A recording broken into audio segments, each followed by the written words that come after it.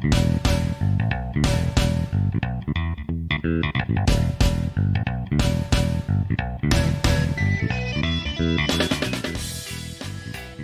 everybody, welcome to The Goods, a film podcast. This is Brian. And this is Dan. And we're heading into summer's eve, if you will. It is late spring and June is nearly upon us. Have you got any big summer plans, Dan? Well, we're going to go to the beach. And right now, I am just fully engaged, like about 24 hours a day, thinking about cicadas. I'm really enjoying this brood coming out and like learning every fun fact I can about them. That because they're so loud at our house. You could look under our tree and there's just husks like piled. It's probably like 100,000, not even exaggerating, in my quarter-acre yard. They're pretty wild, and when you start to learn about them. So right now they've been gestating for 17 years, which means they've entered their adolescence, and now they're all out partying and living their best lives. And so I've been cheering them on, letting them kind of enjoy my yard there, even though they're loud and they swoop down at me when I go outside.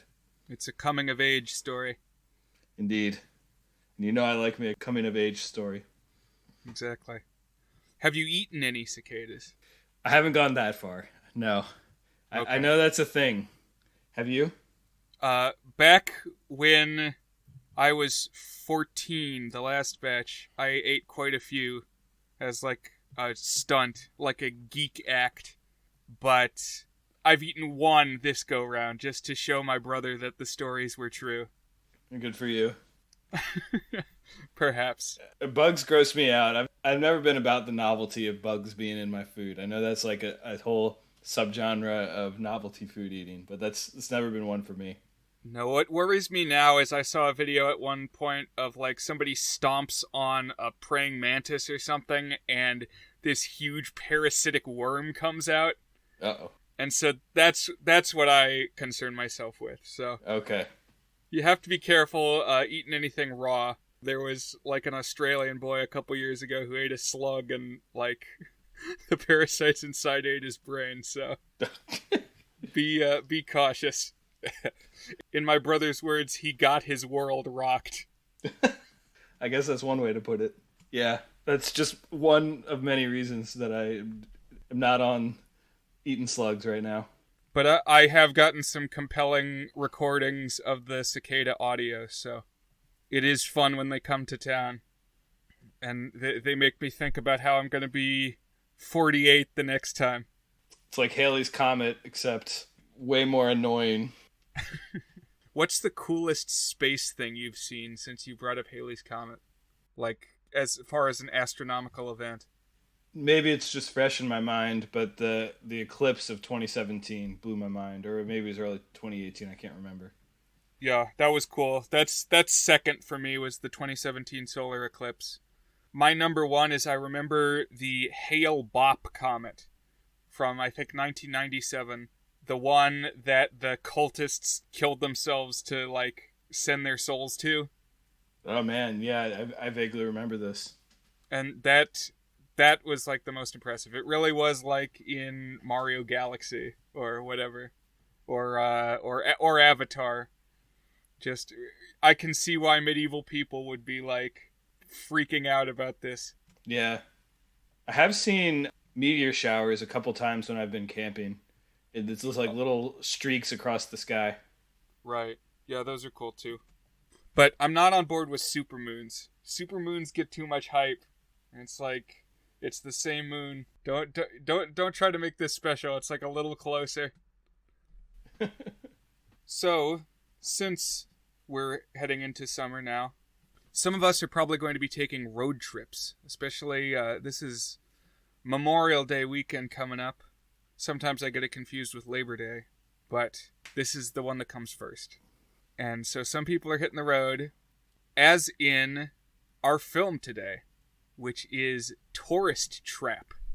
This is not the 1970s horror film of the same title, but an original made-for-TV movie featured on The Wonderful World of Disney in 1998. But I have a bit of a story about how I came across this film. So, Dan, had you ever heard of this movie before? No, definitely not. All right, well, there's a tale of discovery and rediscovery that I associate with this movie because I initially saw it on TV. I assume it was on The Wonderful World of Disney, but I didn't take note of what the show was at the time. We just happened to be watching TV and this movie came on. Around this same time, I liked to watch a show on TBS called Dinner and a Movie. Did you ever catch that one? I remember that. I remember being fascinated by it. It was like in between the commercial breaks, you would have these, I don't remember who it was, but it was like a couple people either prepping dinner, eating dinner, discussing it, and then cutting back to the movie. And I was fascinated by the concept. I don't know if I've thought about it in like 10 years, but I would be interested to see a modern take on one of those. Yeah, I liked it. They would be cooking a thematically tied dish to the featured film. And yeah, it would just be showing the movie and it would keep cutting back to this studio where these hosts were sitting and preparing the dish and then sharing the dish at the end. I think if you read into it, it was probably a big influence on my public access TV series. Interesting, yeah. I can see the parallels. The episode of it that I remember best, that was for sure an episode of Dinner and a Movie, was the one where they showed Harry and the Hendersons, which is a movie about Bigfoot, and they prepared foot-long hot dogs. So we saw this movie, Tourist Trap, and I knew it was a TV movie, or just that that's where I had seen it. I think shortly after I saw it the first time, I was able to rent it at a video store on the West Coast to show my grandfather. Starting in like 1997, we would go to visit him in the Pacific Northwest every summer. And something that he and I would do together is we would go sit out in his RV and watch movies out there. So this was one of them, I'm pretty sure. So you saw it on TV, but then you also rented it? Right. So, and probably not that long later, it was available on VHS. Gotcha. One of the kind of quirks that I appreciate about the home video market boom in the 90s is that there were these movies made. I mean, obviously you're familiar with direct-to-video, and I guess some are like that, but you can still track down, like, Hunchback of Notre Dame 2 if you really want to, the one where Quasimodo has pity sex. You know, there was like a VHS era where the movies were cranked out and it was like meant to be temporary almost. It was like, get the VCR adopters, their films, and then don't worry about, like, digitizing. This film doesn't need to live forever. It just needs to make a few bucks now. It's like this, I don't know, soon-to-be vacuum of, I would say, artistic culture, but maybe that's a stretch for a lot of what actually got pumped out on direct-to-video. But it does seem like some of these have the potential to become rare or lost movies. So how did you find this one, Dan? You mentioned it on the pod last week. You briefly described it, and I started searching for it, and you had said the name was Tourist Trap, and I had trouble finding it at first, and there was like a 3-minute window where I was convinced that this movie did not exist because there was no movie on IMDb called Tourist Trap which had Paul Giamatti. So I was like, either he's messing with me or he like dreamed this movie or something.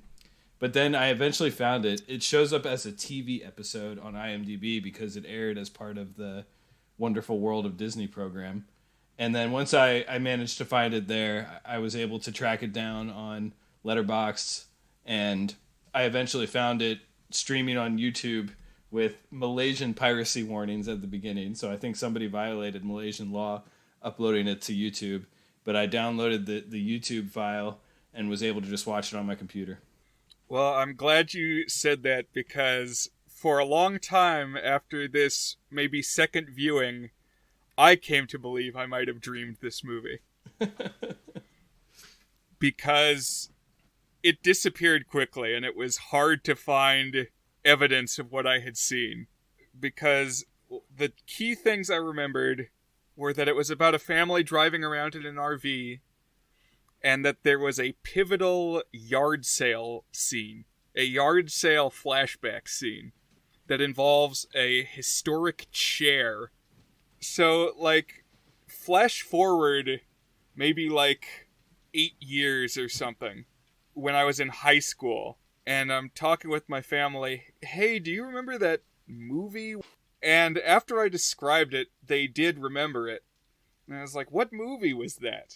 And nobody had any idea. So then I got to, like, Googling, but any combinations or permutations that I was trying of yard sale chair scene movie were not getting me anywhere. And if I would look up RV movie, I would always just be led to the Robin Williams film RV, which came out in the 2000s. In some ways, it's pretty similar. I mean, it's about a family driving around in an RV. I'm not 100% on which title is better.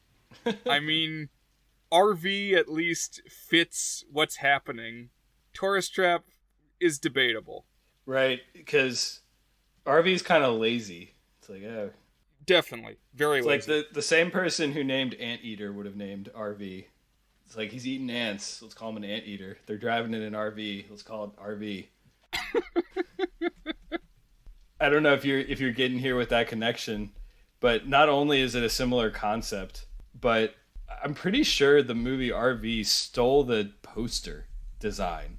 Okay, yes, we will get to that. Because I spent my college years thinking about this question of what was this movie? Because, I mean, I am a fan of yard sales anyway, which may be why this scene stuck with me. But I had this entire yard sale scene, which I promise we will explain and describe, seared into my memory. Like, I could just at any moment go back and play this scene in my head, like popping in a DVD, but nothing else from the movie. And jump ahead to my senior year of college in 2012, when I discovered Reddit. This was a pivotal moment that we addressed in our Rockafire Explosion podcast episode.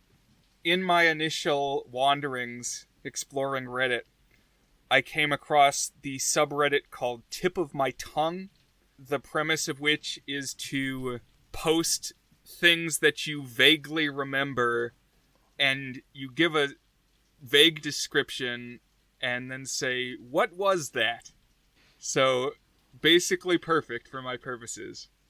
And sure enough, I described what was that movie where the family is driving around in an RV and a pivotal scene has to do with a historic chair at a yard sale.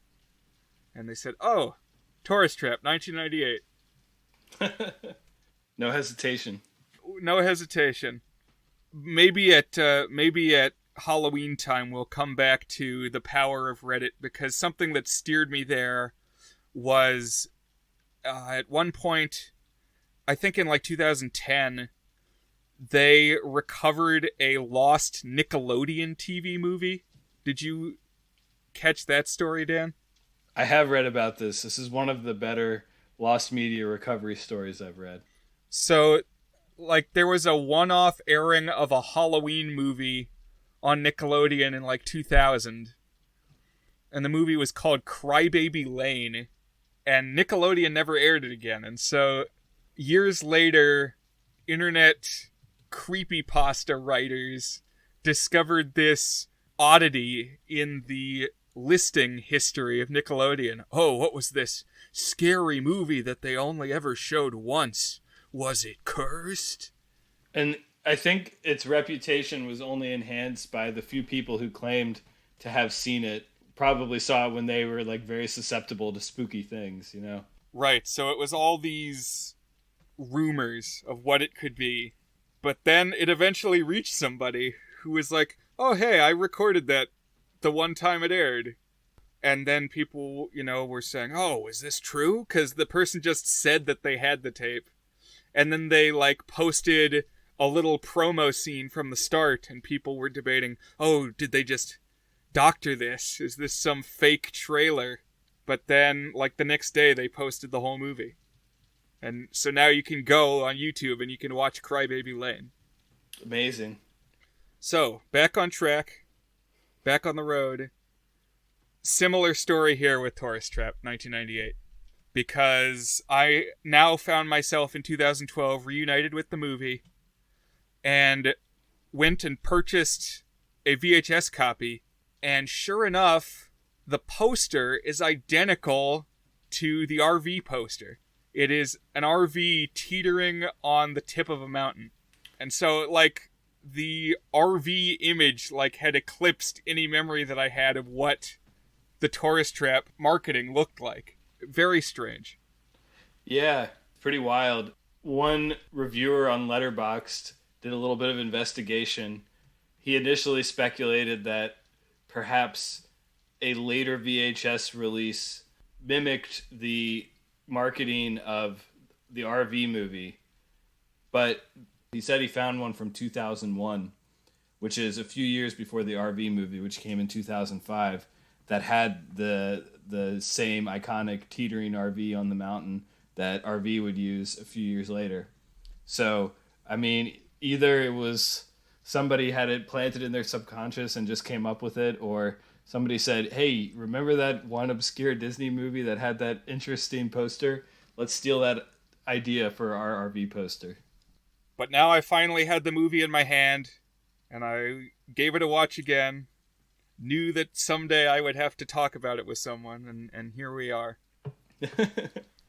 But I now looked a little more into the official history, and indeed this was an installment on The Wonderful World of Disney. Which, have you read any about the history of that series, Dan? No, all I know is that it aired movies. Yes, it did air movies, but it has a pretty impressive pedigree, because if you look it up, it'll take you to the Wikipedia article on the Walt Disney Anthology television series.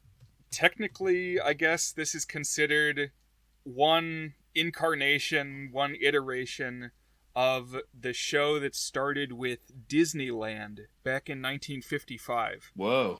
And I guess the idea was that Walt Disney, reached out to television networks, asking them to help fund, basically reaching out to anybody that he could to seek sponsors for Disneyland. And a TV network said, okay, we'll give you money for your park if you make a TV show for us. And I guess, in turn, he just made a TV show that was a big commercial for Disneyland. But it's pretty interesting because it had installments that were Fantasyland or Tomorrowland themed. And each would present an hour-long subject tied to that genre. So, a Tomorrowland episode might interview Werner von Braun about the space program, or a Frontierland episode could be a whole movie about Davy Crockett that launches a coonskin cap fad. Oh, that's really interesting, because when Pirates of the Caribbean came out around 2001, 2002, I can't remember when the first one came out, there was a whole boom of movies inspired by iconic theme park attractions. And you got, what's the haunted elevator one called? I forget what that's called. The Tower of Terror. You had Tomorrowland. I'm trying to think if there were other ones I knew of. But none of them captured the magic in the bottle that Pirates of the Caribbean did. But it turns out, I guess, that fad dates all the way back to the 50s now. I'm learning something here today. So, fun fact about the Tower of Terror movie, Dan. It was an original production for The Wonderful World of Disney. Whoa, really? Maybe a year before Tourist Trap. So it was actually back before Pirates of the Caribbean. Didn't they do a later one, though? Maybe not, but I'm looking this up. It starred Steve Guttenberg and a young Kirsten Dunst. That's pretty amazing. 1997 film. Yeah, it was like one of the first. Because as the years went by, the Disneyland TV show turned into The Wonderful World of Color to hype color TV technology. And then it had a couple different names. It turned more into just a way of showing Disney movies on TV. So a lot of it was not original content. They would just, show Toy Story on TV, say. But in the 90s, I think right around the time they bought ABC, Michael Eisner wanted to push this showcase. Just use it, this new network that was theirs, to just hype the Disney brand as much as possible. And he actually started hosting the show, which the Disney TV show had not had a host since Walt Disney himself. Not to go too deep down the rabbit hole, although I'm sure you're picking up the vibe that that's what I want to do. A book that I would recommend is called Disney War, and it's just a detailed account of Michael Eisner's time leading the company. And it talked about how, when he pitched this idea of, let's bring back the Disney TV show strong and have a host again, the various underling executives were thinking, who could we get? Maybe Julie Andrews, maybe Tom Hanks, somebody really well-known and family-friendly with a history as a performer and an entertainer. And Michael Eisner said, no, I want to do it. I want to be the new Walt Disney. And I'm your boss, so that's what's going to happen. That's bold. But I remember as a little kid just him being the face of Disney and him presenting these movies maybe next to a guy in a Goofy suit or something. So another formative early movie host on TV. There you go. And so as part of this push, Disney Telefilms was founded to create a string of original movies for the Wonderful World of Disney block, which included, yes, the Tower of Terror film in 1997, the movie that I promise we'll finally start talking about here soon, Tourist Trap, and a few others that I think are almost all better remembered than Tourist Trap. For instance, there was the adaptation of the Rodgers and Hammerstein Cinderella musical starring Brandy and a predominantly African-American cast. Yeah, my wife really likes that one. We put it on for my girls, and I think they're a little too young. They still like the cartoons more than the live action, but she really wants to show them that one. But yeah, I didn't realize that was part of that. I remember seeing commercials for that one, and I think I did watch it on TV. I think that's one that probably got aired more than once, and I don't know how often Tourist Trap got aired. But what's interesting is even now, if you go today to the Wikipedia article, and maybe an avid listener will change this, but if you look under Disney Telefilms, there's a list of movies that they made for Wonderful World of Disney with a date for each one that aired, and mysteriously, Tourist Trap is just missing. It's not there. Every other one has a link to an article with pictures and summaries, and it just jumps from March 1998 to May 1998.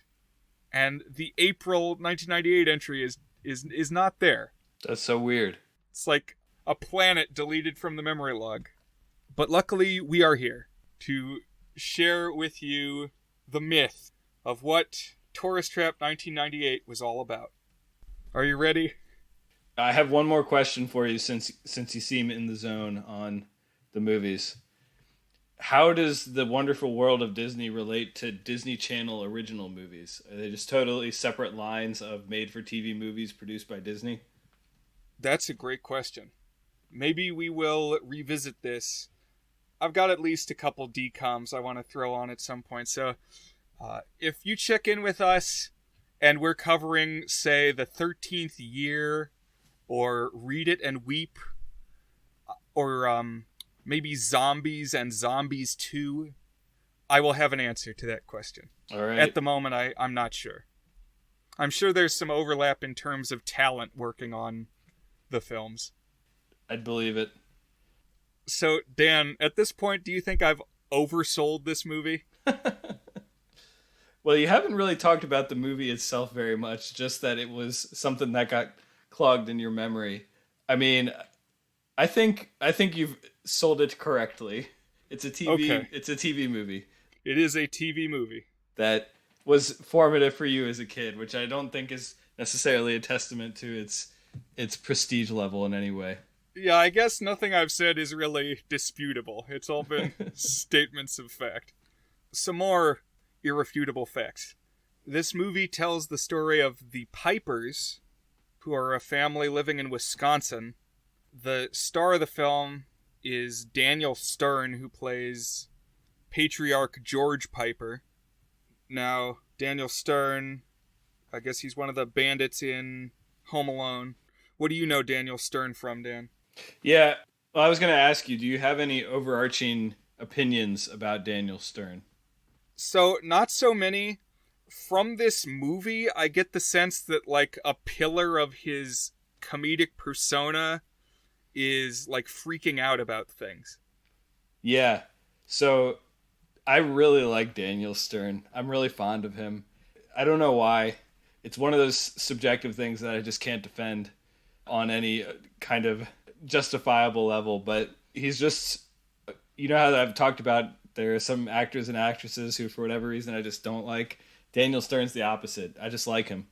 And you're right that he's really good at freaking out. He, like, any good Daniel Stern movie is going to have one moment where he does his little shriek.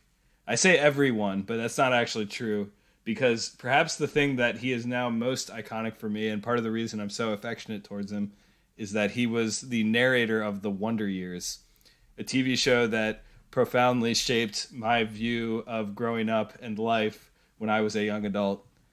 And he's amazing as the narrator in that. But he also co-starred in and directed Rookie of the Year. When I was a kid, I really liked baseball, and that was like a fun kids-themed baseball movie. Oh, man. I didn't know that. Yeah, that's my favorite kids' baseball. Well, there's the Sandlot. Sandlot, also. Yeah, Sandlot tops it. But I definitely like Rookie of the Year, too. I like the idea of breaking your arm and suddenly having a superpower arm as a result. It was a great fantasy, wish fulfillment thing. Sticky Bandits, of course. Or I guess they're the Wet Bandits in the first one and the Sticky Bandits in the second one. Another thing I knew him from. So, this is kind of a diversion here. I've been watching, I'm not very proud to admit this given his place in the pop culture sphere. I've been watching a lot of Woody Allen movies. In fact, I've been watching his filmography in chronological order and been finding a lot of value in it, even when I don't always enjoy the movie and don't always enjoy his persona. It's been an enlightening experience for me. But it's kind of insane how many number of comedic actors and to some extent dramatic actors that Woody Allen has worked with through the years. And it turns out that I've actually watched almost all of the principals in this film. Daniel Stern, Laura Haggerty, and David Rash, or Rasha, I don't know how you say it, have all been in Woody Allen movies that I've watched in the past couple weeks. And Paul Giamatti is in a later Woody Allen movie that I will be watching, presuming I keep going through his filmography in a couple weeks. Ryan Reynolds has not been in any Woody Allen movies. Sorry if I just spoiled a beat you were going to leave for later there, Brian, but... Oh, well, we'll have to see. And anyway, he hasn't been in a Woody Allen movie yet. There's still time. Yet. That's true. So, Daniel Stern has also been in 2 Woody Allen movies that I've watched recently, so... Anyways, he's just a guy that I like, and I was really excited to watch a movie where he's the lead, and also he's a dad, because I'm a dad too, and I find myself more empathetic with movie dads than I was, and I have a couple more thoughts on that as we kind of go through the movie. Yeah, I just like Daniel Stern. That's kind of the thing that I'm trying to convey here.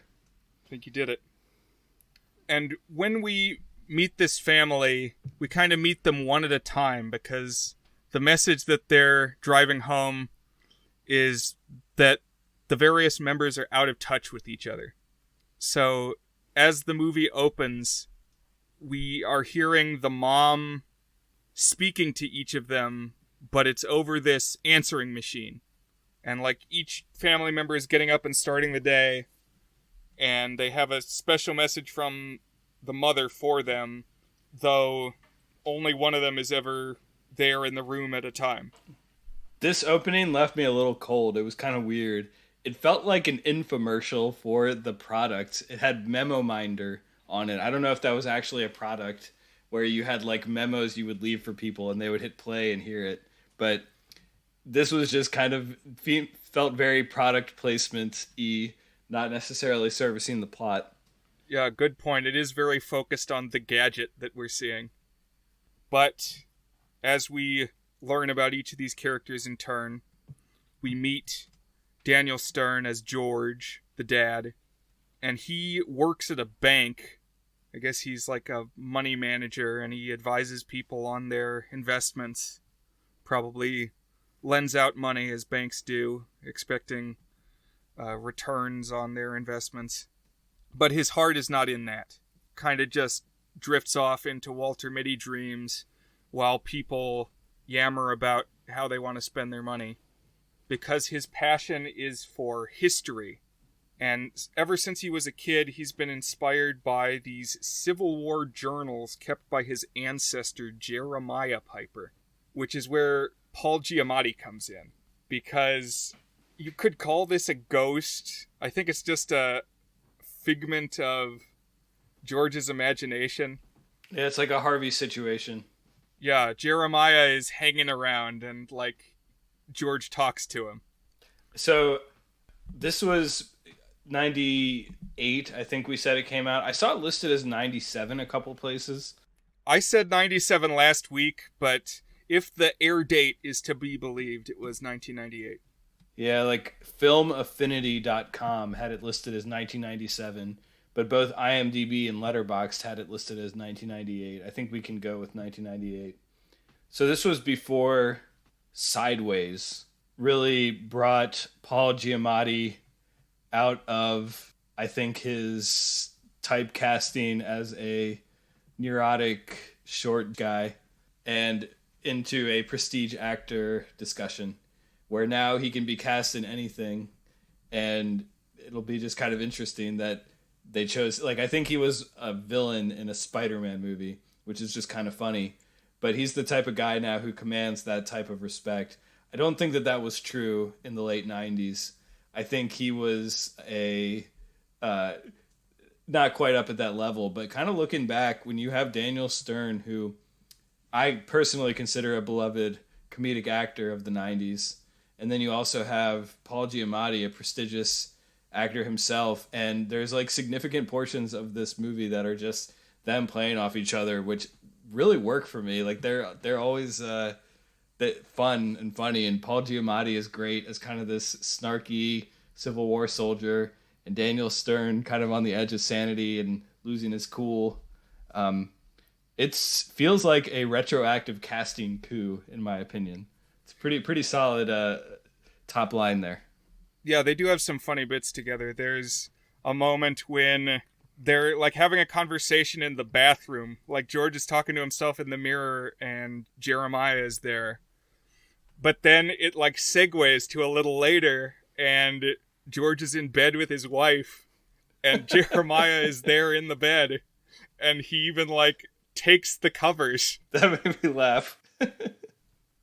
Julie Haggerty plays the mom, whose name I guess is Bess, and she runs an antique store. So she's very into antique furniture. This will be important later. And I guess she's so busy running the store that she's never at home. There was a few moments where there was like jokes that I was surprised was in a family-focused movie because they had some adult implications. And there was like a suggestion that they are never around enough to share a bed together, let's say. Although then you're right, we get the scene of them essentially sharing a bed together, although Paul Giamatti is there as well too. So I don't know. But there was a few moments where they had some innuendos in it that I enjoyed. You're right. I saw several references in reviews of this movie to National Lampoon's Family Vacation. I can see that, yeah. I don't know. It doesn't ever really verge into that body of territory, but there are a couple moments. Right. I think it was just maybe an inspiration. And right. I feel like this probably would have landed at PG if it had hit Cineplex. Yeah, I think you're right. The family has a teenage daughter named Rachel. I guess she's a senior in high school. And she is dating a guy. Did they say he was 24? I feel like his age was left somewhat ambiguous, where she was constantly lying about it. Yeah, there was argument about it, but definitely in his 20s. And he's struggling to hold down a job.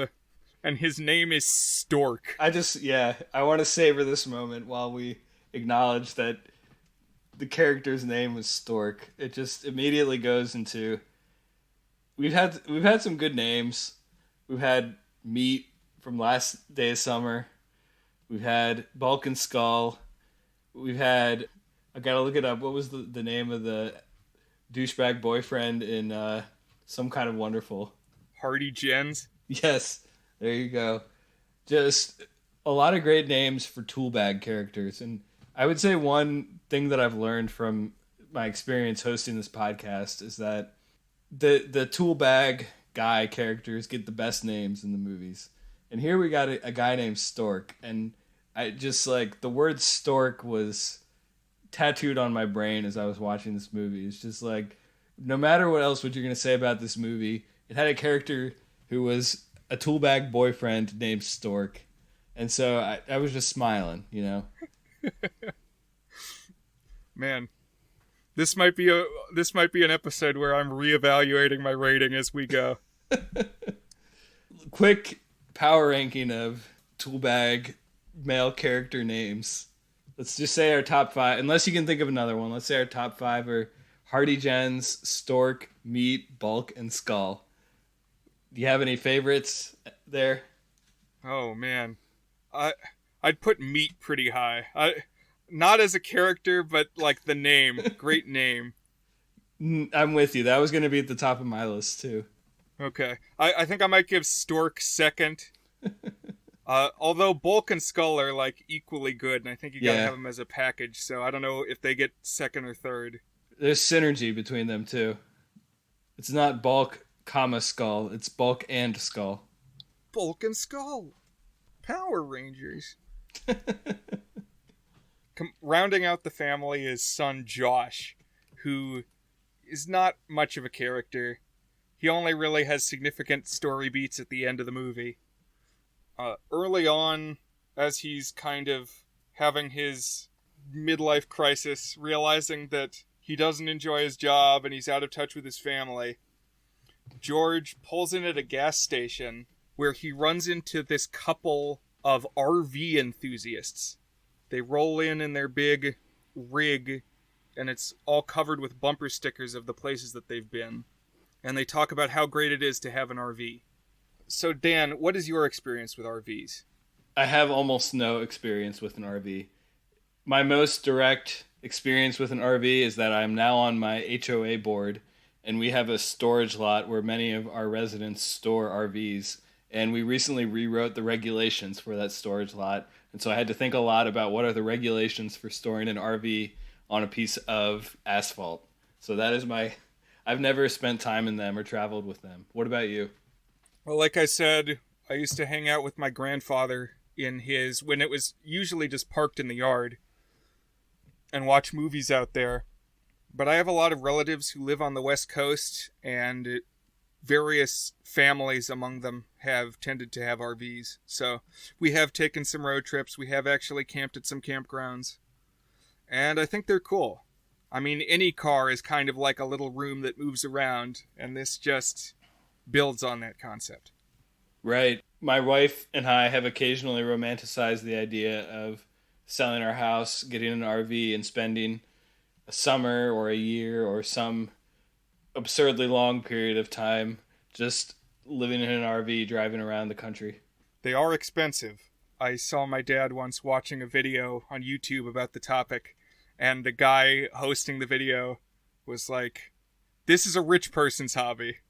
Like, if you aren't ready to drop at least $100,000, this hobby is not for you. Wow. But, expensive as it may be, George is so inspired by this exchange with this couple, / ashamed that he himself has never been anywhere, that without consulting his family at all, George leases an even bigger RV than the one we just saw, and rolls up in it to his house and says, "Okay, family, we are off on a 3-week road trip." So this brought me back to one of my all-time commercial marketing pet peeves. There's kind of two of them that are in similar categories, but when a spouse buys a car for the other, and like that is viewed as this just heroic act of romance, it's like, I don't know, if you're a normal married couple, you share the same finances. So basically what you're saying here is, hey, I made a $40,000 purchase without consulting you, and here it is. And like, that is not heroic to me at all. I would be really annoyed if my spouse spent $40,000 without consulting me, even if it was to try to make me happy. That's not the way to do it. Similar is when, as a surprise, family members get pets for each other, because it's like, oh, you got me a puppy. That's so sweet. But now I got to take care of this puppy for the next 15 years and like clean up its poop and teach it how to not pee in the house and stuff. It's like, couldn't you just got me a gift card to a restaurant or something like that? I don't know.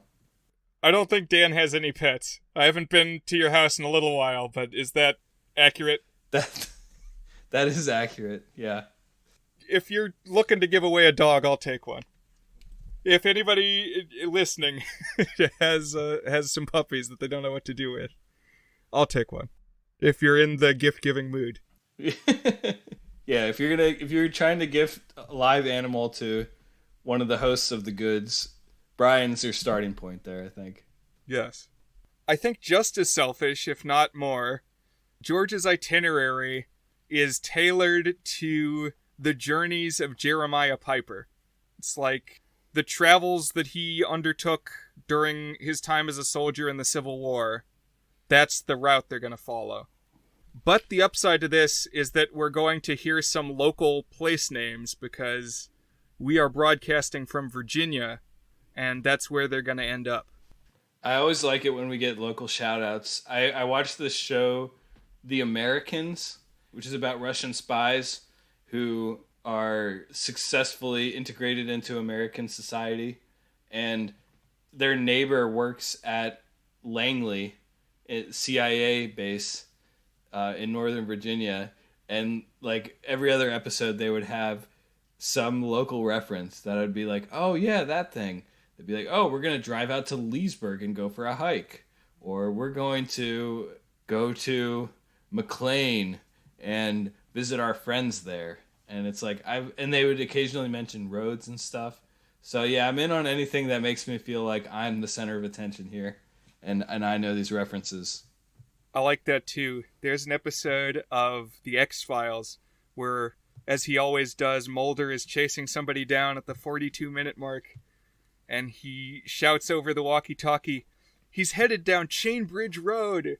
When I commute into the office, although I haven't now in more than a year, I drive on Chain Bridge Road, so I appreciate that.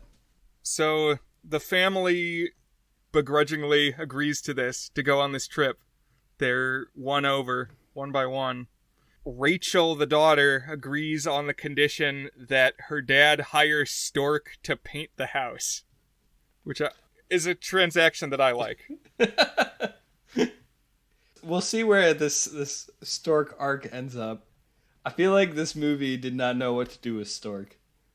That's kind of my summary. It's like, Sometimes he's the D-bag boyfriend. Sometimes he's like the goofy stoner comic relief character. Sometimes he's almost the villain. I don't know. There's like a sliding scale of Stork villainy. It's like, how bad is he going to get? And ultimately, they don't go very far with it. I feel like the screenwriter wrote one draft of this screenplay, or at least the Stork portions, and changed their mind about 4 times about what Stork's role in the movie was. Tourist Trap 2, the Stork portions. Stork Chronicles. As they're heading out, Stork warns Josh that he needs to keep an eye on his sister and let Stork know if she starts getting too overly friendly with any guys on this trip. And this is where we get a hint that we don't know, how Stork is going to go. He may be on an arc towards villainy, perhaps. But now they're on the road, and the bulk of the movie is made up of little vignettes of RV-based pratfalls. Like an RV joke spun out into a scene. Right. This is what I would call the promise of the premise, a phrase we've used on this podcast a few times. It's like if you pitch this movie as, hey, we have a family reluctantly on a RV road trip and a bumbling dad, and what trouble are they going to get into? We have about 5 or 6 scenes here of this thing happening to various levels of effectiveness across these gags, I would say. Yeah, so like they're pulling out of the driveway, and because it's so big, they're destroying stuff in their yard, and like the first time they pull into a campground, it rains, and like it weighs so much that the tires sink down into the ground.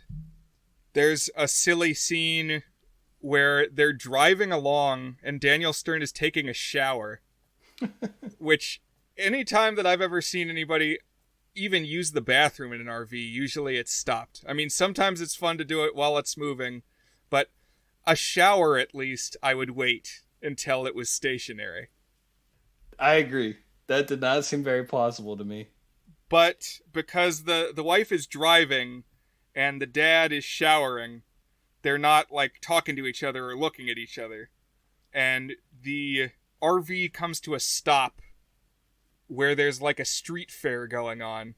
And Daniel Stern reaches out for a towel, and as he's groping around for the towel, steps out and manages to step out of the RV entirely until he's out in the street. Actually, he climbs out and he steps onto another car. So he's like standing on a car in the middle of the road, and meanwhile the RV and the rest of his family has moved on, not realizing that he got out. The mechanics of this were very dubious, in my opinion. Yeah, it strains credulity. But, as I've made clear thus far, I enjoy Daniel Stern making a fool of himself, so I was at least smiling as this happened. There's another scene at a campground where this big fat guy climbs on and says that the bathroom in his RV is blocked and can he use theirs. Would you say this scene was representative of the film's comedy as a whole, or was this a dark mark? I thought this was hilarious. This guy was giving off John Candy vibes, and just the same thing that John Candy does, where he seems like a nice guy, but also very off-putting and boundary pushing, doesn't really respect personal boundaries. I mean, maybe I'm just thinking of the version of John Candy that appears in Planes, Trains, and Automobiles. That's true. This does feel like that movie. I will select it, which is a movie I will certainly select at some point for this podcast. But I like this scene. I don't know if it was representative or not, but the best part of it is, like the grossest part, I guess, is that he's sitting on the toilet, clearly doing his number 2 because he's sitting on the toilet, and they're eating dinner, and he's like trying to chat with them, poking his head through, I guess it's like a curtain instead of a door in front of the bathroom. Yeah, this bathroom doesn't have a door for some reason. I've never seen that before, which that just seems like bad design, because bathrooms, listen, you go there to have things exit your body and go away that you may not want in the air, in your normal life. And so if you don't have a door, then that stuff's going to be getting to your main air. I don't want that. I want a door to block that air away from the rest of my air. So if that's actually how that RV is designed, that seems like a serious flaw in my opinion. I will say, when I finally learned the title again of Tourist Trap 1998 and looked it up, this scene was like the only scene that was up on YouTube. Also, it's like building to a Daniel Stern freakout. Because this guy is, getting more and more obnoxious. And eventually Daniel Stern is shouting. And this is where I got the sense that this is like a key bit of his comedy. That they had to have X number of beats where Daniel Stern is anxious and yelling. But I will say, probably our biggest laugh in the film was a moment where the guy in the bathroom, it gets very quiet for a second, and then he peeks out and says, "Get my wife." Everyone is very terror-stricken, and they say, "Why?" And he says, "She'll know." And something about that sudden abrupt change, we cracked up. That's good. I did realize when I saw it now that another scene that's stuck in my memory alongside the yard sale scene is at one point the family is driving along, and this really felt like a moment lifted from a National Lampoon movie. Because for no real reason, the dad starts singing "Here Comes Thumpkin," the finger naming song. And just as he gets to "Here Comes Tall Man," the middle finger, as it were, he is gesturing wildly by the window of the car as this violent biker gang drives by. For some reason in my memory, I remember actually seeing the finger, but it's like creatively edited so that you never do. Yeah, I noticed that. It makes clear what is happening, but always obfuscates where the actual middle finger would appear, which I attribute to, I guess, network standards and rules about what you're allowed to show. Right. But it reminds me, there's a classic GIF of Mr. Rogers. It's like a 10-second clip from him doing something where you're learning the different fingers, and you just see Mr. Rogers holding up his middle finger in the GIF. And I was thinking of that in the way that it carefully obfuscated it, that this is now not GIFable to have Daniel Stern randomly flipping the bird to whoever I send it to. Exactly. But so now this gang is chasing the RV and like pounding on it with chains and bats. How often have you been flicked off while you've been driving? I've probably given as good as I've received. Oh, interesting. I don't know if I've ever had the impulse to give someone the middle finger, but I've been given it twice, and both times it was like a condemnation on my driving. It was like I cut someone off or something like that, and I felt really bad about it. Right. Yeah, that's when you do it. That's when you get it, and that's when you give it. But no one has climbed out of their car and shot me or anything. As it's happened, that's where it's stayed, and it has not escalated. So I guess there is that potential. I guess where I'm going with that is like, I don't feel like, especially if you're kind of a tough guy, the act of receiving a finger from a person for a period of a few seconds would not be like a blood feud going forward. It's like, I feel like you would move on with your life pretty quickly. And we do get a few tourist trap situations, like roadside attractions that are kitschy and weird. So there's like a short little montage. They go to the smallest cave in the world, just like a rock with a little carving out of the side of it. And you like put a nickel in and it lights up the little etched cave. I was briefly pondering, what is the definition of a cave as I was watching that? It's a good question. But there's not a lot of this stuff. I don't know if Tourist Trap is what I would have titled the film. I don't know what I would have titled the film. As we said, RV is a little too lazy, but that's what's staring you in the face. The yard sale movie is what you would call it. That is what I would call it. That's what I called it for a long time, and it led to confusion. Because at this point, as they're driving along, I think it's the kids ask about it, or somehow they get on the subject of how the parents met. It's actually a bit later in the movie after they've already met the doctor. The doctor asks about it. Okay. Oh, all right. That makes a little sense. Well, then let's move forward, because at one point they are staying at a KOA style campground. Have you ever been to a KOA, Dan? No. What does KOA stand for? I think it's something of America. I let me look up what this K is for before I say it wrong. Okay, the K is for campgrounds. Campgrounds of America. Okay.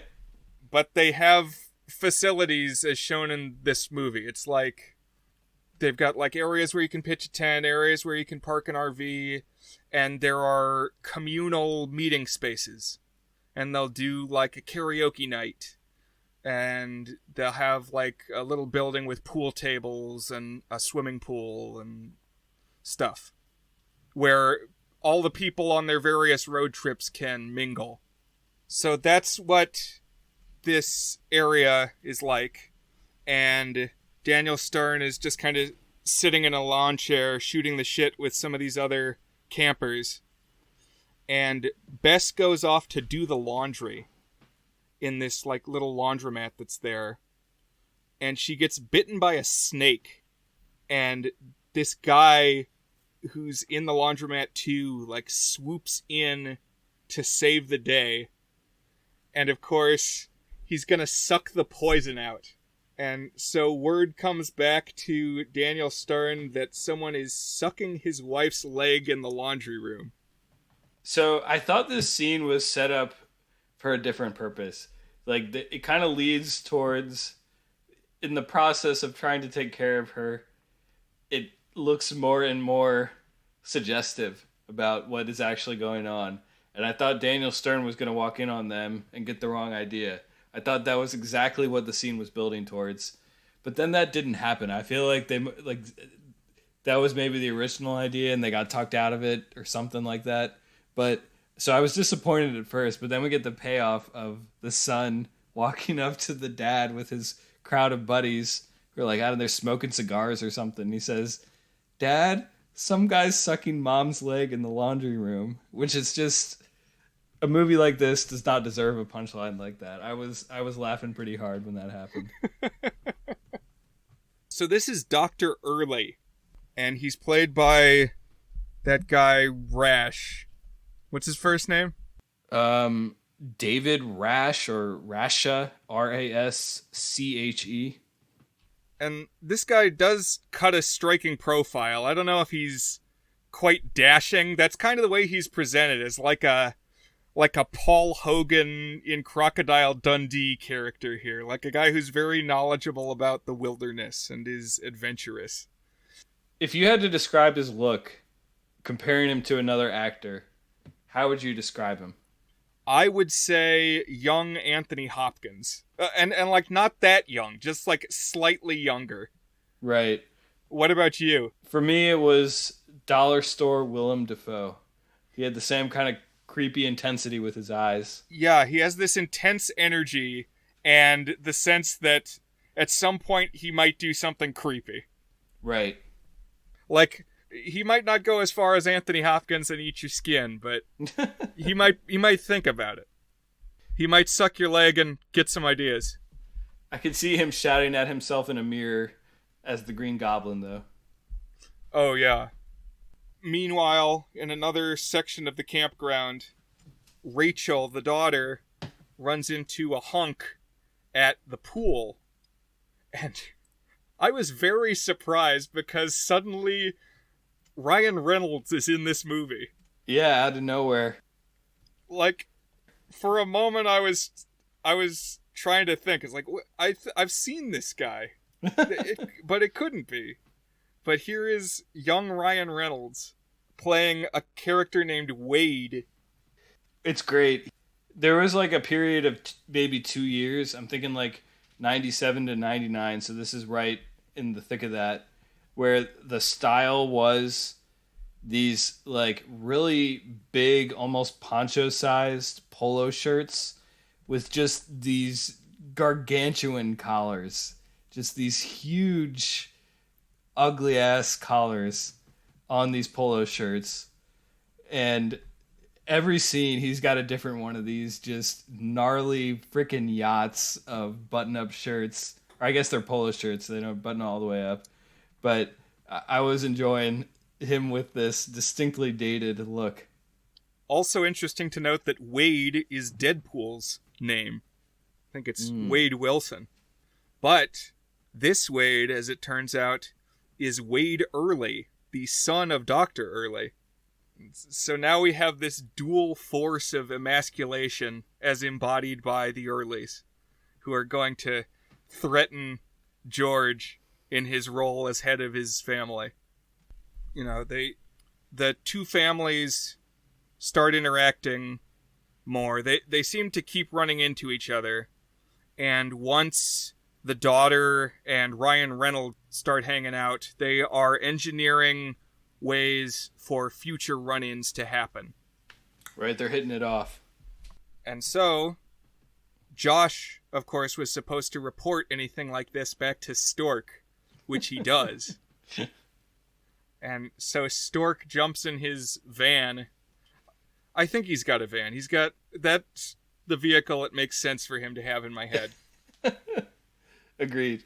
And he is hightailing it down to Virginia to beat them to the Early's house, because for some reason he hears that this is where this guy lives, and that's where he head. Dr. Early at one point makes mention that he works at a hospital in Bethesda. And actually, I've been doing construction work at a hospital in Bethesda for the last month and a half. Oh, interesting. And I was thinking, maybe Dr. Early worked here. You're looking around for him. Yeah, it was another local shout out. This movie gets a little bit bogged down in, well, let me put it this way. There's a scene earlier in this film when the RV gets stuck in mud and the RV's wheels are spinning and mud flies out and it hits Daniel Stern and nothing's really happening, but you're kind of enjoying yourself. And I think this movie hits a similar point at about the halfway, from basically the halfway point onwards. This movie is just kind of spinning its wheels and shooting mud out from a plotting perspective. But because some of the things you just described, I was actually rewatching it earlier today just to kind of get my bearings on the plot and some of the things that were going on. Some of those things happen in the last 15 minutes and some of them happen around the halfway mark, and there's not really a way to distinguish when they happen, because the story doesn't really proceed all that much once they kind of get there. There's a few things that happen, but they're not necessarily in a cohesive order. Right, a lot of it is episodic, and you really do lose your sense of time watching it. But the point is that the Pipers are hanging out with the Earlys, and George is ambivalent at best. But at one point, the doctor does ask how George and Bess first met. And this is where we get the yard sale scene. Because it flashes back to what I would assume is the 70s or the late 60s. Yeah, Daniel Stern is wearing a wig, which is kind of the key thing here. Yeah, he's got a long curly wig and a bandana. And then the wife, the soon-to-be wife, is wearing something that Elizabeth Olsen would have in one of the period scenes in WandaVision. I don't know, it's like a hippie, a Stevie Nicks dress or something. But he is having a yard sale, selling off his mother's possessions. I guess his mom has just died. And she is drawn to this chair in the front yard, which he is selling for $10, and she offers $5, saying, oh, I'm just going to use it for firewood anyway. And George, wanting to make a romantic gesture, I guess, or just to be helpful, hauls the chair up onto his porch and chops it into splinters. And Bess breaks down crying at this sight. And that's the yard sale scene. That's how they met. So that was the yard sale scene. How did it strike you? You had hyped it up a little bit, and that's fair. It's interesting because I think the thing that ultimately struck me most about it is it's got the Rashomon effect of we ultimately see it in a different light from a different perspective with people acting kind of the same but also kind of different in the future, which I thought was pretty creative as we kind of learn more about it. In the moment, I thought it was kind of charming. I wish it had gone even more on making it romantic. Like, I feel like it got most of the way there, but it could have really made me feel the attraction between the two characters a little bit more. But I'm curious to hear if you have any specific things about it that you love. No, I totally agree. I don't know why this is so seared into my memory. And looking back, I do agree that the first version of the scene that we see should have played up that she was like won over by what he did, because you don't get that sense here. It just seems like a weird interaction that they had, and you're left kind of wondering why they ended up together after this. Right. But maybe I'm just colored by the reveal later. And the years of hype, perhaps. And the years of hype. The years of this being the only thing that I remembered from the movie. The Piper kids go off on a camping trip with the Earleys. Because he says he's taking his sons on like an adventure excursion, and they're gonna rough it in the woods. And so the kids talk George into letting them go off on this side trip. Of course, George wants everybody to be passionate about this Civil War trip he's trying to recreate. And here in, the early third act of the film is where everything's coming apart at the seams. And he's not getting his way. He's drifting apart from his family instead of the ostensible goal, which is to bring them all together. Around this point, Bess blurts out the real version, the alternate B-side of this Rashomon scene of what was really going on at that yard sale. Because as they're driving alone, just the two of them in the RV, she says that the chair she spotted was made by Thomas Jefferson. Because she has this extensive knowledge of antique furniture, she was able to recognize it. And also the fact that it had gaudy TJ initials, like, stuck to the chair. They were like press-on prop letters. But she recognized it, and apparently this chair was worth $750,000. And she offered him $5. And then she watched this fortune-making chair be destroyed in front of her eyes. By the way, $750,000 in 1997, which I guess this probably would have been filmed. I guess I could do 1998 when it aired. But that would be upwards of $1.2 million. Yeah, a lot of money. But how do you feel about this reveal? It made me cringe. It's like, well, so I had a little bit of a reaction to the fact that this was actually an antique and he just kind of goofily chopped it up. I don't know. I was on Daniel Stern's side. It's like he was doing some nice gesture, Yeah, it's entirely the mom's fault. Right. Because she's trying to cheat him. She knows this thing is worth a lot of money, and she wants to cheat him as much as she possibly can. That she's going to nickel and dime him for $5 when she stands to make $750,000. Right. Oh, I don't want to pay $20. Yeah. But see, there was another detail here that stuck out of me. So one point of this is that to like amp up the connection element is that the reason that she gets emotional when he chops it up and gives it to her is because oh, your mom recently died, and this is I guess it was an estate sale or something like that for his mom, and that's why she's reacting emotionally. And she says, oh, that was actually a lie. And then they eventually get married. So there's really one of three things that could have been true. One is that she had, in fact, recently died, the mom, and just that was not why she got upset. Two is that the mom had died some point earlier than that, which I feel like at some point Daniel Stern would have been like, hey, your mom died like 5 years before you bought the chair. Why were you emotional buying the chair if your mom had died 5 years before? Or my headcanon, this is what it was. The mom actually died after she bought the chair. And so Daniel Stern, I don't know, maybe didn't piece it together, but like you got emotional because your mom died, but she actually hadn't died yet. I feel like either Daniel Stern didn't think about this very much or the writers of the movie didn't think about it very much. Well, it's like the Back to the Future thing where, they decide to name their kid Marty, but they don't remember the guy they met who was named Marty, who looked exactly like him. That's a good point. You just don't think about these things years down the road after you get married. I guess. It's in the rearview mirror. So she kind of storms off to be by herself after she's told the true tale of this chair.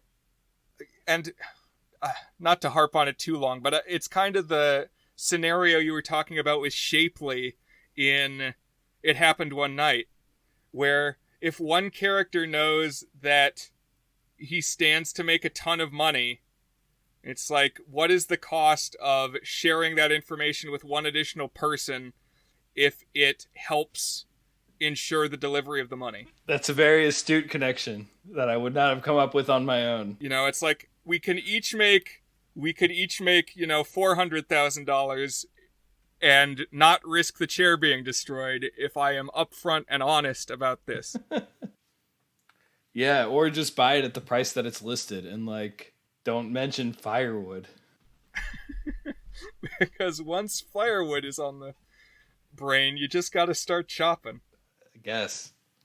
But now George is alone in the RV, and he finally makes it to the key battlefield featured in Jeremiah's diaries. And he strolls up to the tour group and is listening to the tour guide and mentions that his ancestor, Jeremiah Piper, fought here. And all along we've heard about the escapades of Lieutenant Jeremiah Piper and how he, saved his whole platoon by carrying them through a firefight like Forrest Gump.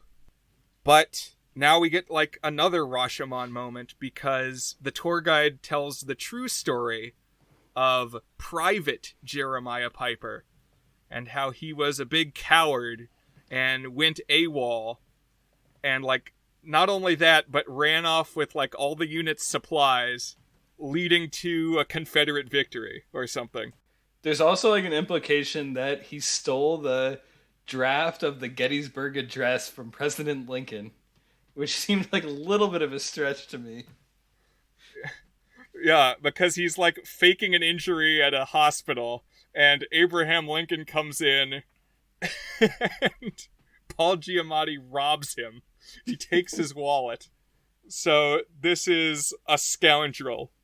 He is not the vaunted hero that he's been held up to be. So now 2 crushing realizations in one day. Daniel Stern's whole life is a lie, and he has got to pick up the pieces going forward. I think it's funny that after this point, whenever he shows up, Paul Giamatti's fancy uniform is now gone. I'm also very skeptical that he would be this obsessed with the Civil War and his ancestor in particular, and that he would just not be aware of this as a well-regarded historical anecdote, Right, he never sought out additional sources, just the one book he was good with. Off on the camping trip with the Earleys, the Doctor's sinister side is coming out. Really abruptly, too. He goes from the guy who you're suspicious of to the insane man of the course of one scene transition. Right, so he throws all their food away and insists that they're going to scavenge off the land. Including he throws away the Piper children's stuff, which is an extremely brazen move to begin with. Yeah. I did find something amusing in these scenes about the kids of the doctor. So Ryan Reynolds and whoever the little brother is played by, they just kind of played it as like a exasperated annoyance. Dad, let's not do this again. Come on. And I don't know. I just found something amusing about how they were just kind of annoyed at their dad rather than like... Yeah, they're used to all his shenanigans.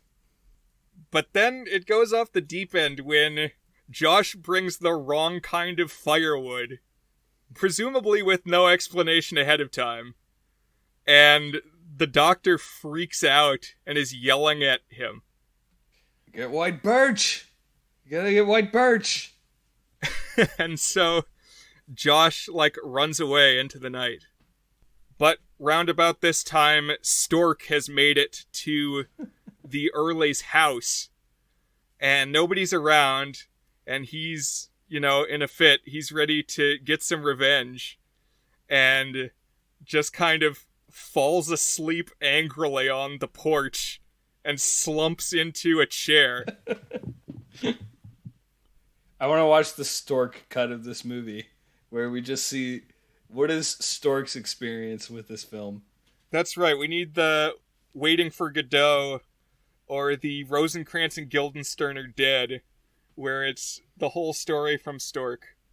I want to point out, I've complained about some bad facial hair.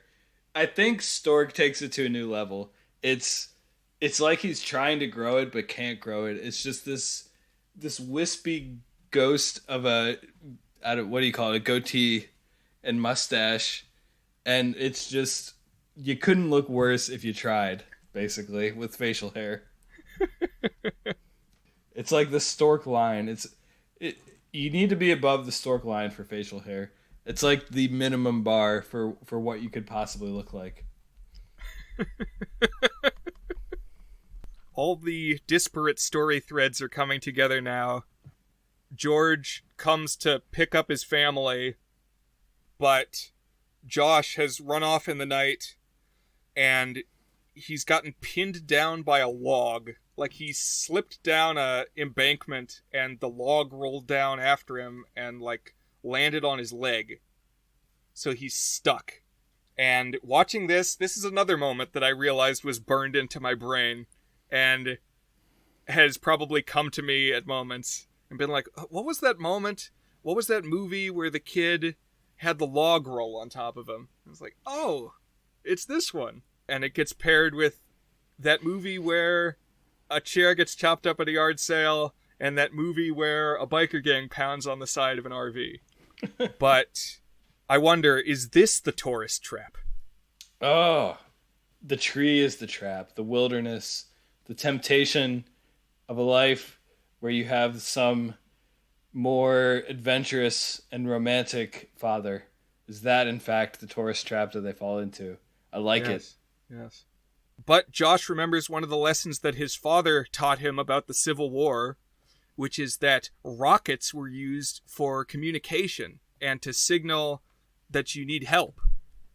So he happens to have a bottle rocket that George bought for him earlier, and he sets it off. And actually, they call these bottle rockets. They say bottle rockets multiple times, but this is like a mortar. Like, it shoots a firework up into the sky. It's more substantive than just a bottle rocket. But this took me back to a couple weeks ago when we were talking about Titanic. It's a universal signal that if somebody sends up a rocket, it's a distress call, and you need to seek them out. Right. This was actually in the British one, A Night to Remember, but not in the James Cameron one. Right.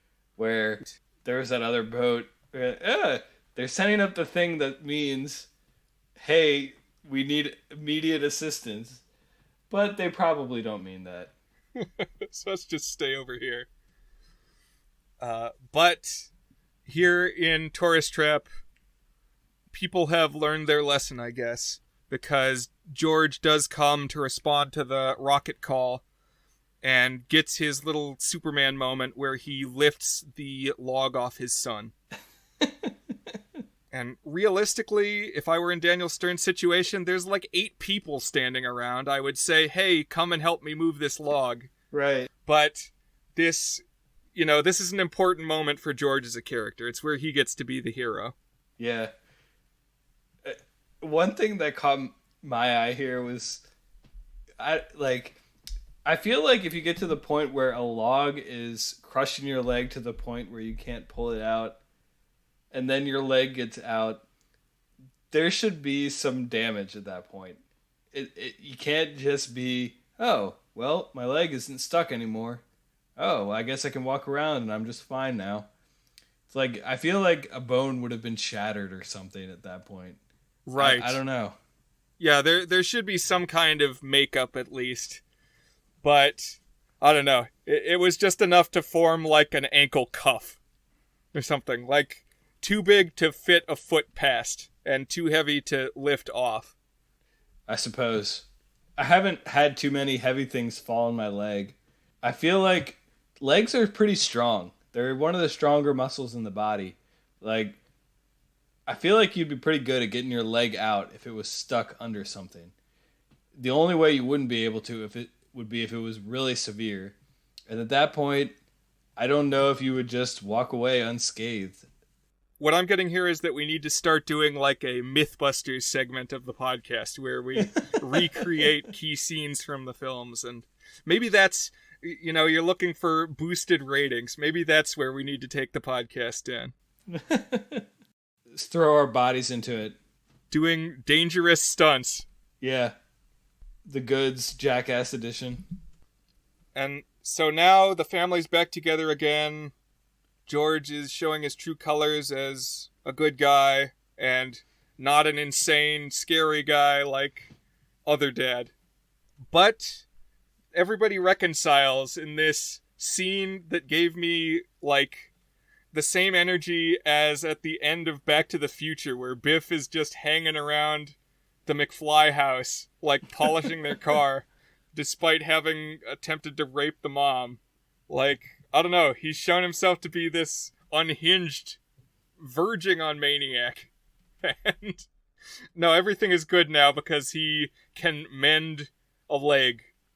He even has this monologue where he's like, your dad punching me in the face because I was a crazy person was actually a really good thing to happen to me. Which, I don't know, I kind of like the trope where the villain becomes the doofy guy who realizes he used to be a jerkwad. If you have a villain and you need them to come around and realize they were wrong, the easiest way to spin that is to make them an idiot. And that's kind of what's going on here. The peak of that is you have Luke in the OC who plays the main villain for like, I don't know, 10 episodes. And then he becomes kind of a ally of the heroes. But how do you reconcile the fact that he was a really bad person and then now is friends? Well, let's just make him an idiot because he didn't realize that what he was doing was all that bad. And now we're going to spin it differently. I feel like that's something that happens a lot when you want to have a bad guy make amends. Yeah. Maybe there was a scene we never saw where Biff mended George McFly's leg. Something like that. But this scene takes place at the early household. So this is where they run into Stork again. Sitting out there on the porch. And, like, in his sleep, he just kind of slumped down on this chair and broke an arm off of the chair, not of his body. But Stork gets his confrontation moment. Rachel, is it him or me? Are you gonna pick Ryan Reynolds or Stork? 24-year-old me with Stork gauge facial hair. And she says she's not going to choose either of them, I guess. What she explicitly says is that she's going to college, but I guess what she means is she is not interested in pursuing things with either of them. I suppose I don't need to elaborate to say that this moment didn't really work for me. It's like, I feel like it's like there were two writers, or perhaps more than two writers, on the character of Stork, because my reading at this point of Stork is that he is the guy that the girl needs to get over to realize that, hey, she can be with this better guy and she can move on with her life outside of this little bubble that she's lived in prior to this. But then she gives like this weird monologue where she's with neither of them and instead is going to college. I don't know. It landed kind of with a thud for me. I guess maybe you could read it that she's like doing what her dad wants. Like she's won over by this show of confidence and competence from the dad, and because he values education, maybe that's why they settled on this beat. Maybe, but why have the Ryan Reynolds character be so likable and heroic then? It's true. This is a scattershot film. I was not ready to rank it very highly, so we'll see where things fall when the cookie crumbles. But George has got his newly strong family unit in tow, and they all climb back into the RV to head back the other way, and Jeremiah, the ghost, Paul Giamatti, salutes, and Daniel Stern says, I don't need you to be my hero anymore. And Jeremiah says, no, George, you're mine. And they are driving off into the distance. And just before they departed, Dr. Early gave them the chair on the porch that Stork broke. And as they're driving away, we get like a Raiders of the Lost Ark last moment reveal that this chair is another one of the Thomas Jefferson chairs. That caught me by surprise. I really like this ending. I think the chair is a very compelling MacGuffin, and I don't know if it was utilized to its full potential in this film, but I like it. So, what do you imagine happens immediately after the end of this film, Dan? Following the obvious path here, they get home, they're kind of rebonded as a family. Holy shit, we got this chair that's worth $750,000, or was, 15 years ago, 20 years ago. Now it's probably $1.5 million, except it's even more. Because you chopped up the chair, now this is the only one in existence. So now we can sell this for $10 million. And then they sell it for $10 million, and now they live a rich lifestyle, except they're not properly equipped for being rich. So now the sequel of this movie is what happens to this family when they get a sudden influx of cash and don't know how to deal with that. Oh man, and they lose touch all over again. In a different way. I like it. That's a satisfying ending. I was gonna say, there's also the possibility that, like, they pass under an overpass because they've got it strapped to the top of the RV in a very awkward way, when it seems like if you have a mobile home, you would just bring your chair in your home. It's like a house. Yeah. Why is it strapped on top? I don't store things by putting them on my roof. I store them by bringing them into my house. That's just me. Different strokes. I mean, if I was walking around the neighborhood and saw something strapped to the roof, I would have questions. And so we've talked now for longer than I thought I might have material for about the 1998 TV movie Tourist Trap. Dan, did you have any observations, things you liked, things you struggled with as you watched this film that you'd like to discuss before we arrive at our ratings? So I think as far as TV movies go, for me, this is pretty close to the upper end of what a TV movie can be. It's still thrown together quickly and doesn't have the high attention to detail and production levels that you would expect of a cinematic feature release. But it's got pedigree in the sense of having a really compelling cast and moments that landed for me, both in the comedic level. There's just a lot of little smaller gags that made me smile or laugh, partially as a dad. There's one moment when he's trying to get his 12-year-old son listed as 11 years old so he can get the junior discount on his 11-year-old son, who's actually 12. And I just related to that moment very much. And there was a lot of moments like that that made me smile. Oh, and that happens when they go to a Wild West town, which is like in Virginia. I don't know that there are many. I mean, it's like a hokey tourist attraction, but even so, I don't know that there's many of those in Virginia. Yeah, there were a lot of moments that I liked in miniature. One is that there's a moment where Daniel Stern gets annoyed with Paul Giamatti's character and starts fighting him. And so we first see him actually fighting with Paul Giamatti, but in fact, Paul Giamatti is a figment of his imagination. So then they actually show him fighting nobody. And this is a payoff on something that I've been dreaming of ever since I saw the movie Fight Club. Because I'm about to spoil Fight Club. If you haven't seen Fight Club, skip ahead 30 seconds. But in Fight Club, we know that one of the main characters is just in the head. Is it Brad Pitt that's in the head, or is it... Yeah, Brad Pitt is in the head of Edward Norton. Edward Norton, right. So I always imagine what would it look like to the people who saw them starting the original Fight Club. And I finally got my answer here of what that would actually look like. So that was pleasing to me. One last point is that I feel like something is awakening within me, just in general, when I watch movies, that I am susceptible to movies where dadhood of a fairly normal family is celebrated and honored. You're a good dad. That's something we're going to cheer for, and we're going to salute, and we're going to show it in action.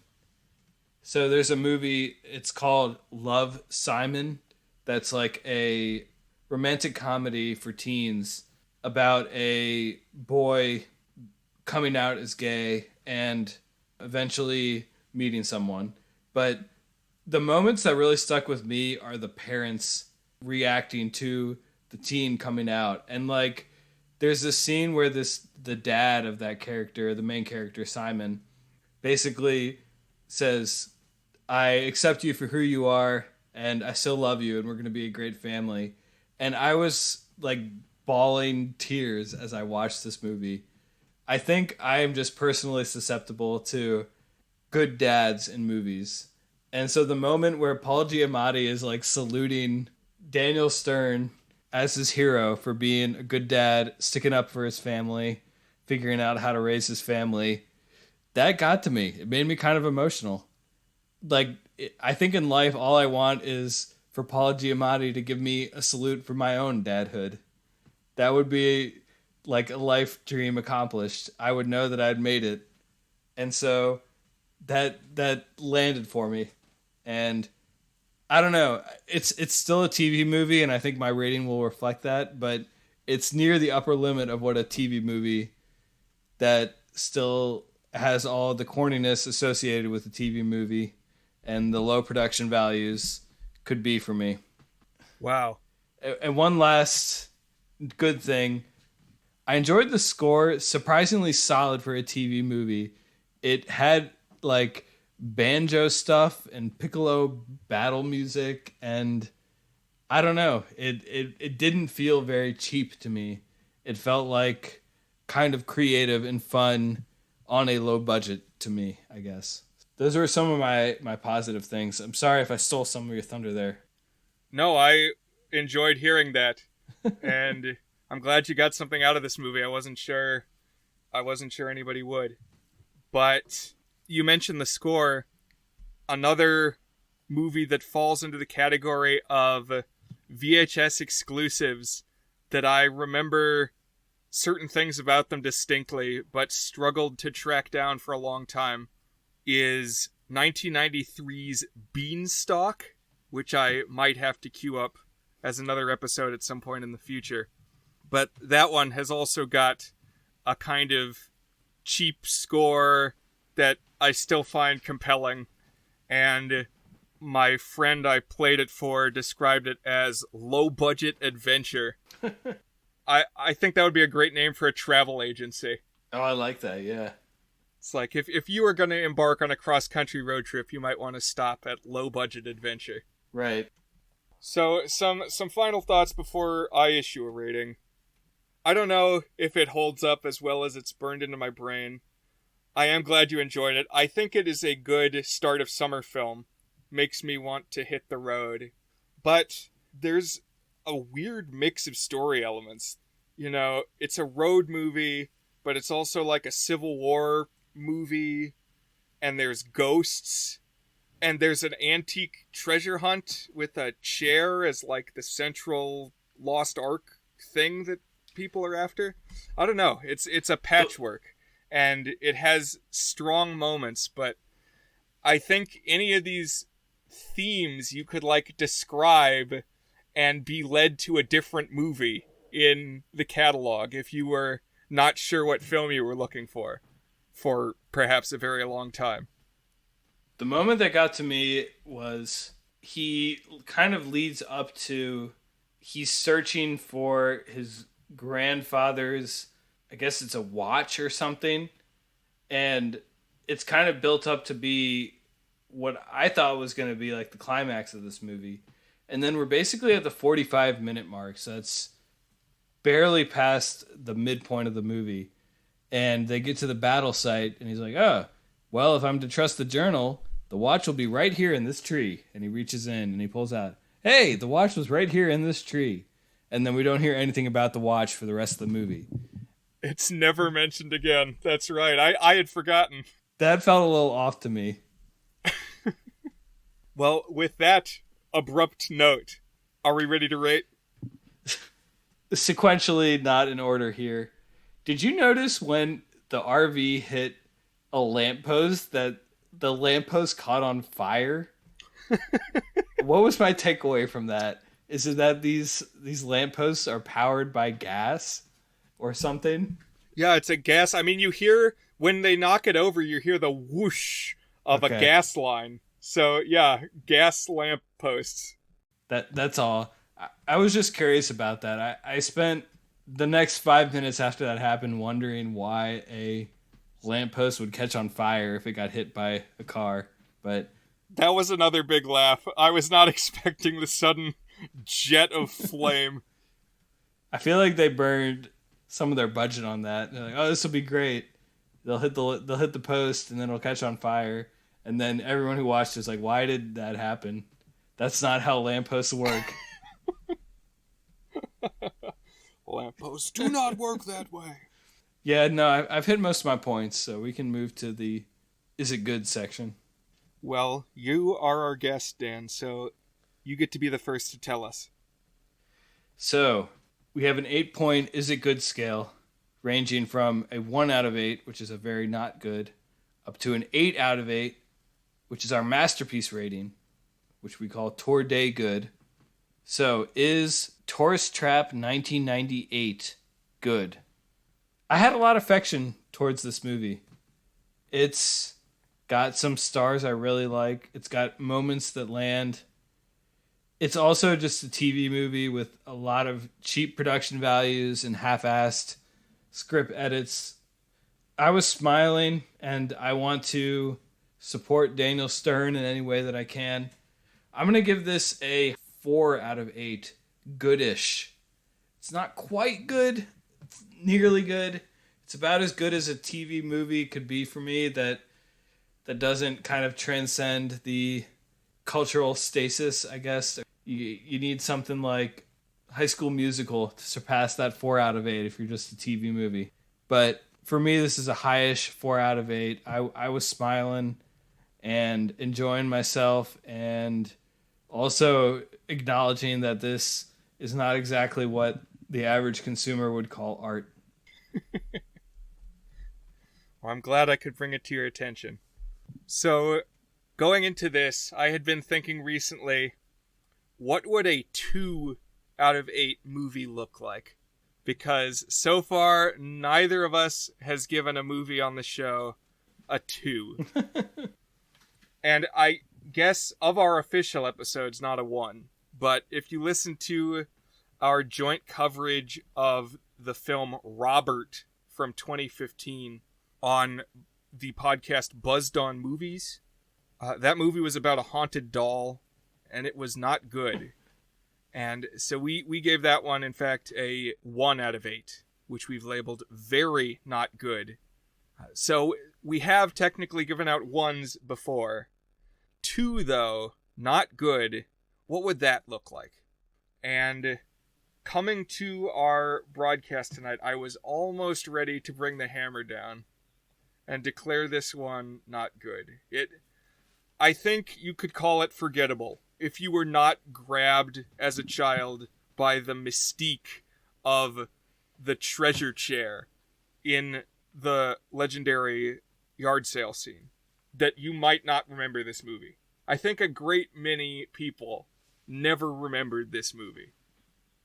It was a chore to reunite myself with it.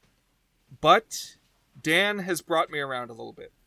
So I do see merit here. I think maybe the things that stuck with me for a reason. And I'm glad I have a VHS copy, even if you can track it down on YouTube. So, where things end, I think I am settling on a low 4. Goodish. So, maybe just above where Last Day of Summer ended with a 3. This is a little bit above that. Yeah, for me, this is above Last Day of Summer, mostly based on the casting. I really like the cast here. There's no Jensen Panettières that we had to deal with in Last Day of Summer. I could see if you're less into a Paul Giamatti random appearance in a TV movie and less affectionate towards Daniel Stern, that you would drop this down below where it stood in my brain. But I enjoyed it, and I am glad that we got a chance to watch something a little off kilter like it. Good. That's what I aim to bring to the table. And who knows, maybe someday Paul Giamatti will do a collab with Jensen Panettiere. or maybe Woody Allen will. Fill out my casting sheet. So Dan, what's the next stop on our road trip? What movie will we be sharing next? So I think if we can work out the logistics, we are going to have a very special episode for our next episode. I am the oldest of 6 siblings, and one of my siblings, who is number 4, he's my younger brother, named Will. He lives in Japan right now. He's lived in Japan for pushing 4 years now, and he has expressed an interest in joining the podcast, and I think we're finally going to make that happen. I asked him to recommend a movie, and he is going to have us watch Tokyo Drifter from 1966. I don't know anything about this movie except that my brother wants us to watch it, and he says it's fun and inspired some modern directors. So I think it'll be a good watch, and I'm looking forward to it. Cool. Tokyo Drifter from 1966. Me too. It'll be an interesting challenge arranging the schedule. Right, because he's, I think, 13 hours off from us. So it'll be, I think what will end up happening is it'll be late evening for us and early morning for him. Okay. And I hope that you will join us, listeners, here again on The Goods, a film podcast. Thanks for listening.